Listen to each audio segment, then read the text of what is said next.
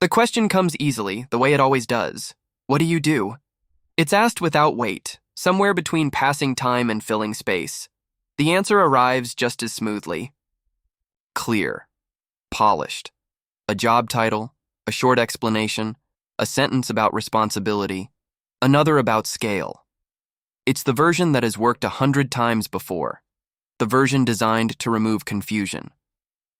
When it ends, the table doesn't respond the way it usually does. No interruption, no immediate curiosity, just a small delay that feels longer than it should. Someone nods, not slowly, not quickly. Someone else reaches for their glass. The moment doesn't collapse, it simply doesn't move forward. The speaker stays still, waiting for the expected follow-up that never comes. In familiar settings, this is where reassurance appears. A question, a comparison, a story offered back. Here, the silence holds its position. It isn't hostile. It isn't awkward in the obvious way. It feels settled, complete. The explanation, once helpful, now feels oddly loud, like something placed carefully on a surface that didn't need it. The speaker begins to scan the room for clues. Faces remain neutral. No one looks offended. No one looks impressed. The conversation shifts sideways, gently, as if avoiding furniture. Later, the moment replays in the mind, not because anything went wrong, but because nothing did. The clarity that once created connection seems to have landed without a place to rest. The realization arrives quietly. Not every silence is asking for more information. Right now. Later, the pattern becomes easier to notice. It shows up in ordinary places, asked by ordinary people with no intention attached. The same question appears again. What do you do? Each time, the answer arrives prepared, not memorized, but shaped. Clear edges, a beginning and an end. In some places, this kind of answer works like a social handshake. It signals ease. It says the speaker knows where they stand. But in other rooms, the answer lands differently. It feels heavier than the question that invited it. The explanation stretches slightly past what was requested. Not enough to offend, just enough to change the temperature. The listener responds politely, briefly, then lets the moment close. No clarification, no encouragement. Over time, this repeats. Different cities, different tables, different accents. The result stays consistent. The explanation does not open doors. It closes the exchange gently. Nothing about this is explained. No one corrects the speaker. No one offers advice. The system simply doesn't adjust. The speaker begins to notice that others describe their work differently, shorter, less defined, sometimes almost evasive. A sentence that feels incomplete, yet somehow finished. When pressed, they don't expand. They deflect. They redirect. The American answer, by contrast, keeps trying to be helpful. It keeps supplying context that no one asked for. Slowly, confidence shifts into awareness. The realization isn't dramatic. It arrives between conversations, not during them. In these places, work is not a summary of self. It's just one fact among many, and facts here don't need defending. The pause after a job title carries no judgment. It simply signals that the exchange has reached its natural edge, and that pushing past it would feel unnecessary, even impolite, in a way no one explains aloud, later if asked, and only then by someone else. The first time it becomes noticeable is at a long table, the kind meant to hold conversation without directing it. Plates arrive slowly. Glasses stay half full. Someone nearby asks the question again, casually, almost as a placeholder. What do you do? The answer comes out the way it always has. Measured, friendly. A roll, followed by a brief explanation meant to save everyone time. There's a small adjustment from the listener, a shift in posture that's easy to miss, a nod that arrives early, before the sentence is finished. The speaker keeps going anyway, out of habit, adding a little more clarity, just in case. When the answer ends, the nod does not return. Instead, the listener smiles once and turns slightly toward someone else, as if the exchange has already concluded. No follow-up question appears, no comparison, no story offered in return. The speaker waits a beat longer than necessary, then fills the space with a small laugh that lands without response. Conversation resumes around them, but not with them. Not pointedly, just naturally. The speaker listens, forks moving, eyes tracking the rhythm of talk they're no longer part of. Nothing feels hostile. Nothing feels wrong. That's what makes it unsettling. In familiar places, explaining work is a way to earn placement in the room. Here, it seems to have the opposite effect. It creates a subtle distance, like standing too close without realizing it.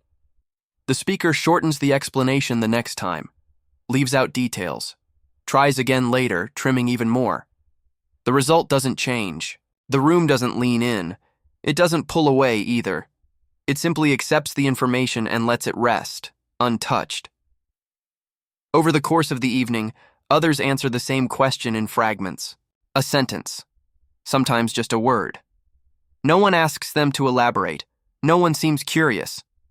And yet, they remain fully included, moving easily through the conversation. By the end of the night, the speaker understands that nothing they said was incorrect. The clarity wasn't excessive. It was simply misplaced. The explanation assumed a need that didn't exist. The discomfort that followed wasn't rejection. It was the quiet realization that usefulness, here, is measured differently, and that sometimes the most efficient answer is the one that leaves room instead of filling it. By the second week, the pattern feels familiar enough to anticipate. The question comes during a break, standing near a window, coffee cooling in small cups. What do? The speaker answers more cautiously this time. Shorter. Fewer qualifiers. Still clear, but trimmed. It sounds reasonable. It sounds restrained. The listener nods once, early again, as if to say that's sufficient. The speaker notices it mid-sentence and slows down, but doesn't stop. Old habits are difficult to interrupt cleanly. A little more context slips in, not bragging, just orientation. The nod doesn't change. It remains where it is, marking the end of something the speaker hasn't finished yet. Silence follows. Not empty silence. Functional silence. The kind that signals a transition without announcing it. Someone nearby mentions the weather. Another person checks their phone. The speaker takes a sip of coffee that tastes thinner than expected. Later that day, the same question is asked of someone else. The answer is brief to the point of abstraction. Something vague, something incomplete. It should invite clarification, but it doesn't. No one asks anything. The conversation moves forward smoothly, as if nothing is missing. The speaker watches this closely, not with irritation but with curiosity. The contrast is subtle but persistent. One explanation feels like it demands acknowledgement. The other feels finished the moment it's spoken. Over time, the speaker experiments quietly. One day they answer with a single sentence, another day with a half sentence. Each version is met with the same response: acceptance without engagement. The room neither rewards clarity nor punishes vagueness. It simply absorbs what's offered and continues on its own path. The speaker begins to feel an odd tension. The instinct to clarify remains strong, but the environment offers no signal that clarification is useful. No confusion appears. No misunderstanding needs correction. The extra context, once a social courtesy, now feels like an interruption. Not rude, just unnecessary. The speaker starts to recognize the moment when they would normally expand, and notices how often that expansion is self-directed rather than requested. The discomfort isn't embarrassment, it's disorientation. A familiar tool no longer produces a familiar result. Confidence doesn't vanish. It just stops being relevant in the way it used to be. By the end of the week, the speaker answers the question differently, not because they've been taught to, but because continuing the old way feels slightly out of place, like wearing a coat indoors and realizing too late that no one else is warm. Silence becomes more noticeable when it repeats. Not dramatic silence, not the kind that announces itself, the kind that arrives politely and stays. It appears after answers that would normally invite response, a pause that feels intentional, even if no one planned it. The speaker begins to recognize it in real time, the moment when a sentence ends and nothing rushes in to replace it. In earlier settings, that gap would trigger reassurance. Someone would step forward. Here, no one does. The silence isn't uncomfortable for the room. It's only uncomfortable for the person waiting for it to resolve. The speaker starts to feel the difference between being ignored and being finished with. No one looks away abruptly, no one withdraws. They simply accept the information and move on, as if the exchange has already served its purpose. Over time, this creates a low-level tension. The speaker becomes alert to their own voice, to its length, to its certainty. Each explanation feels like it risks crossing an invisible line, one that hasn't been drawn but is consistently respected by everyone else. The silence begins to feel instructive, though it never explains itself. It suggests that participation here doesn't require display, that clarity doesn't need reinforcement, that offering too much can feel like asking for something in return, even if that wasn't the intention. The speaker notices how others sit comfortably inside pauses. They let answers end where they end. They don't circle back to refine them. They don't seem concerned about being misunderstood. The silence holds them without effort. For the speaker, the instinct is still to repair it, to add context, to smooth edges. But each attempt feels less natural than the last. Eventually, the speaker starts to stop mid-thought. Not because they've been corrected, but because the room has shown them what completion looks like here. The discomfort shifts inward. It's no longer about how they're perceived. It's about letting go of a reflex that once felt essential. The silence doesn't judge, it doesn't reward, it simply waits. And in that waiting, the speaker realizes that the urge to explain was never about the listener's confusion. It was about maintaining a familiar sense of self. Here, that self doesn't need defending. The system doesn't ask for it.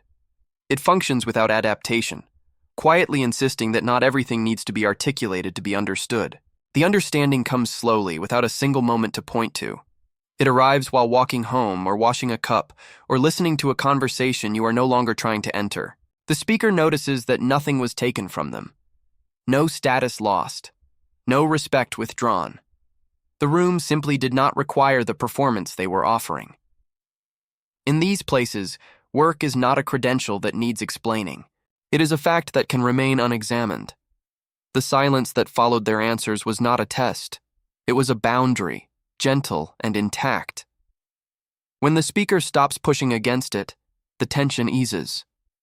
Conversations begin to feel lighter, not because they say less, but because they expect less in return. The habit of clarity loosens. The need to be understood on first contact softens. What remains is a quieter presence, one that allows exchanges to end without completion. This is not humility, and it is not restraint for its own sake. It is alignment, a recognition that identity does not always travel well, and that protecting it sometimes means carrying it more lightly. The speaker learns to let questions stay small, to answer without scaffolding, to trust that interest, if it appears, will announce itself. Silence no longer signals failure, it signals sufficiency. The moment ends where it ends, and that ending holds. The speaker does not disappear. They simply stop insisting on arrival. Nothing more is required, and nothing important is lost in the quiet afterward for anyone. It's tempting to turn moments like these into lessons, but they resist that kind of framing. They don't resolve cleanly. They don't announce a takeaway. They simply sit there, unchanged, waiting to be noticed or ignored. The question still gets asked, "What do you do?" The answer still comes, sometimes short, sometimes not. The difference now is quieter. The speaker no longer listens for approval in the space that follows. They no longer rush to repair the pause. The silence is allowed to remain exactly as it is. Conversations continue, or they don't. Both outcomes feel acceptable. There's a kind of relief in that. Not relief from pressure, but from expectation. The sense that every exchange needs to prove something begins to fade. In its place is a slower rhythm, one that doesn't demand immediate understanding. The room doesn't ask for certainty. It doesn't reward explanation. It simply makes space for presence. If you've noticed moments like this yourself, not just abroad but anywhere unfamiliar, you already understand the feeling. That slight recalibration. The moment where something you rely on stops being useful and nothing rushes in to replace it. If you want more stories like this, stories that move at that pace and sit inside those pauses, you know where to find them.